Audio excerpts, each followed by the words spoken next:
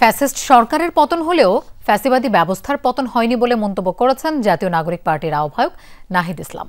এক সংবাদ সম্মেলনে তিনি একথা বলেন। এ সময় তিনি জানান, রোববার শহীদ মিনারে এনসিপির সমাবেশে পাঠ হবে নতুন বাংলাদেশের ইশতেহার। এ সময় জুলাই ঘোষণাপত্রের সাংবিধানিক স্বীকৃতির দাবি জানান নাহিদ।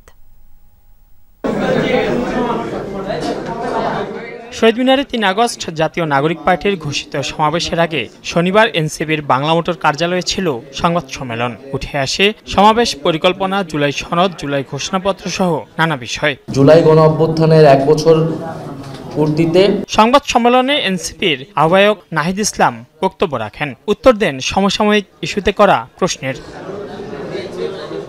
শহীদ মিনারের সম্মেলন প্রসঙ্গে বলেন, আগামীকাল নতুন বাংলাদেশের ইশতেহার পাঠ হবে, ঘোষণা আসবে দেশ গঠনে কর্মসূচিরও। এ সময় ছাত্রদলকে শাহবাগে কর্মসূচি স্থানান্তর করায় ধন্যবাদ জানান নাহিদ। ফ্যাসিবাদী সরকারের পতন হলো, ফ্যাসিবাদী ব্যবস্থার পতন এখনো হয়নি। ফলে নতুন রাজনৈতিক বন্দোবস্তের বা নতুন বাংলাদেশের বিনির্মাণের যে লড়াই, সেটি আমাদেরকে এখনো চালিয়ে যেতে হচ্ছে।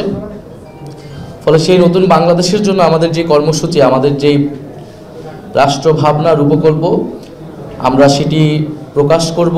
জুলাই সনদের আইনি স্বীকৃতি, জুলাই ঘোষণাপত্রের সাংবিধানিক স্বীকৃতির দাবিও জানান তিনি। বলেন, জুলাই সনদের ভিত্তিতেই আগামী নির্বাচন ও সংসদ গঠিত হতে হবে। জুলাই সনদের আইনি ভিত্তি থাকতে হবে। জুলাই সনদের ভিত্তিতেই পরবর্তী নির্বাচনটি হতে হবে।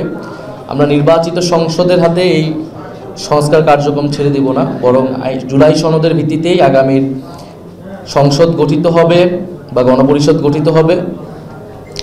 ফলে এবং এই অন্তর্বর্তী সরকারের সময় থেকেই জুলাই সনদটি কার্যকর করতে হবে।